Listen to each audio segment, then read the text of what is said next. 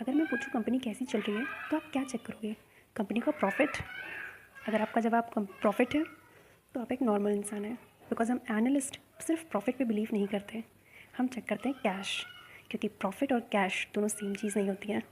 चलिए हम इसे एक एग्जांपल से समझते हैं। मान लीजिए हमारे यहाँ एक अंकल हैं, उन्होंने स्कूल के सामने एक आइसक्रीम की शॉप स्टार्ट करी, ठीक है। पहले दिन उन्होंने 100 रुपीज़ की सेल्स करी, ठीक है। और आइसक्रीम बनाने खरीदने का और उसका पैकेजिंग का खर्चा मान लो टोटल 60 रुपीज़ आया। 40 रुपीज़ आइसक्रीम खरीदने का और 20 रुपीज़ पैकेजिंग का, टोटल खर्चा हुआ 60 रुपीज़ का।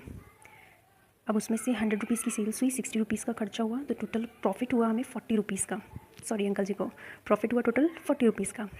लेकिन प्रॉब्लम यहाँ आई है कि कुछ बच्चों ने कहा है कि अंकल पैसे हम कल देंगे आपको, क्योंकि आज उनके पास है नहीं।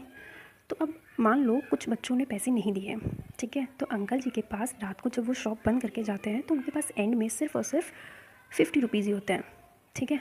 अब मान लो डेली का खर्चा तो उनका 60 रुपीज़ है, बट एंड में पैसे उनके पास कैश है 50 रुपीज़ है, तो वो डेली का खर्चा कैसे चलाएंगे?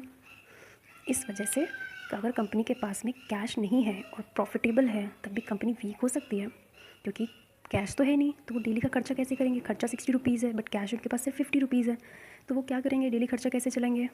इसलिए जब भी हम कभी किसी भी कंपनी का एनालिसिस करते हैं तो सिर्फ प्रॉफिट नहीं चेक करते हैं, हम चेक करते हैं कैश, कि कंपनी के पास उसकी डेली वर्किंग फ्लो के लिए क्या उसके पास में कैश अवेलेबल है।